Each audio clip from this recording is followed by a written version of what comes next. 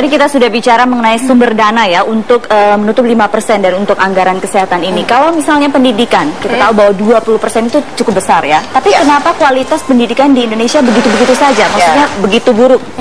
Seperti ya betul. 10 tahun terakhir apalagi seluruh asesmen internasional menunjukkan bahwa pendidikan kita itu bukan stagnan tapi bahkan menurun ya. Dan ini sebenarnya 20% itu akhirnya anggaran seberapapun kalau kemudian tidak memiliki kontrol ya dan pengawasan yang bagus, maka memang kemudian ini tercecer kemana-mana ya. Dan sebenarnya kalau kita pengalaman saya di DKI, karena saya guru DKI Jakarta ya, ini terjadi sebenarnya secara signifikan selama 1,5 tahun ini adalah perubahan besar dalam pendidikan di DKI Jakarta. Sebenarnya lelang jabatan kepala sekolah yang dilakukan di DKI Jakarta dengan sangat berani dilakukan meskipun ditentang begitu banyak pihak ya, bahkan di PT UN Puskesmas ya. Ya betul, di PT UN kan. Tetapi kenapa Jokowi saat itu begitu kekeh melakukan gitu? Ternyata kami semua baru merasakan sekarang. Ya karena apa? Transparansi keuangan mulai terbuka.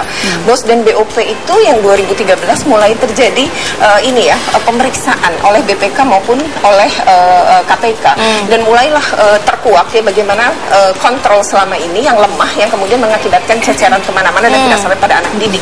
Nah ini sekarang secara signifikan pungutan ya misalnya, terus yang kedua setoran gitu ya, upeti itu mulai berhenti total ya, dan itu terjadi sangat luar biasa memang, dan itu sangat dirasakan baik oleh para guru, kemudian para kepala sekolah yang hasil lelang ya maupun masyarakat. Sekarang betul-betul sekolah itu misalnya di tempat saya gratis, tis nggak bayar apapun dan nggak ada pungutan apapun gitu ya, karena dan sekarang keuangan sekolah bisa dibuka di website, bisa dilihat siapapun, menteri pun bisa lihat website sekolah kami, dan akhir tahun ini SMA saya di 176 bersedia diaudit oleh akuntan publik, dan itu menjadi sekolah negeri. Jadi pertama. salah satu kuncinya adalah tadi jabatan kepala sekolah itu harus dilelang, kemudian ada audit secara rutin. Sumber ya. Oh iya, jadi itu adalah modusnya salah satu korupsinya, kebocorannya dengan itu. Iya, karena tadi ada sistem yang korup, yang kemudian kepala-kepala sekolah ini ikut berperan kan, diduga ikut berperan, sehingga kemudian karena mereka juga tidak punya pilihan. Kenapa? Karena yang mengangkat mereka adalah atasannya. Dan sekarang kan dirubah menjadi seleksi terbuka, dan kami menjadi kepala sekolah tidak mengeluarkan apapun, tidak seperti satu Avanza seperti selama ini yang terjadi begitu ya. Terjadi begitu, dan sekarang tidak serupiah pun saya menjadi kepala sekolah itu bayar gitu ya. Dan ketika saya duduk sebagai kepala sekolah ya, saya tidak pernah berpikir kembali modal, yang ada adalah bagaimana mengelola uang ini secara transparan dan untuk anak didik kami kan seperti itu. Oke. Nah jadi tadi kalau kartu niatnya baik ya, sudah kartu Indonesia Pintar, kartu Indonesia Sehat harus didukung dengan sistem yang transparan. Marika.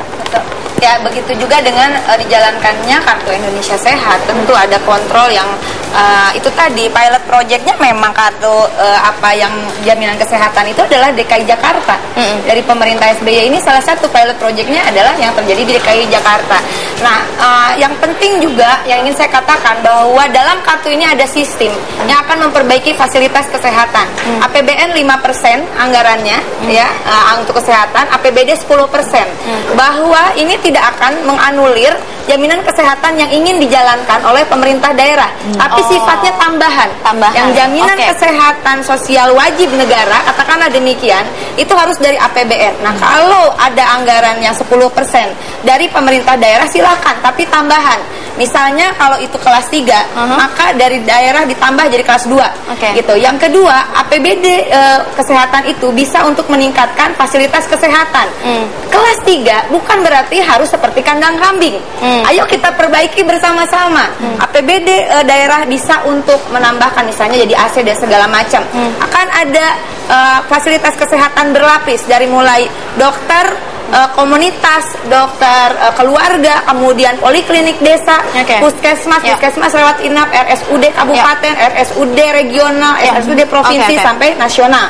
Nah, yang terakhir adalah pemerintahan JKWJK mempercayai bahwa tidak mungkin ada jaminan kesehatan tanpa tenaga kesehatan yang sejahtera. Kesejahteraan dipikirkan dan statusnya prioritas bagi pemerintahan Jokowi JK untuk rekrutmen PNS adalah tenaga kesehatan selain pengajar pendidik, bidan, perawat, ya, juga dokter-dokter yang masih berstatus PTT itu diprioritaskan dalam perekrutan PNS nanti. Terutama yang masa kerjanya lebih dari 3 tahun. Terakhir, jangan dipotong.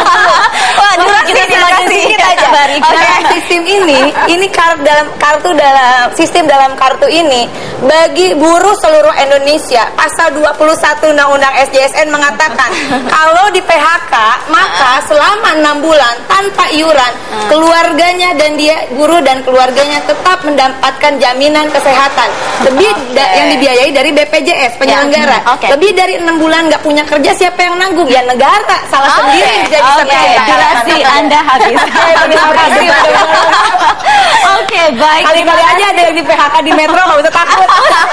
Jangan dong. Jangan. Terima kasih Mbak Retno dan Mbak Rika untuk waktunya di Agileben Show. Mudah-mudahan juga apa yang diperbincangkan ini bisa menjadi satu masukan buat bagaimana ke depannya, dan juga ini bisa menjawab kebutuhan warga Indonesia. Betul sekali. Dan kita harus jeda dulu ya. Kami masih akan kembali. Terima kasih ya. Terima kasih Mbak Rika.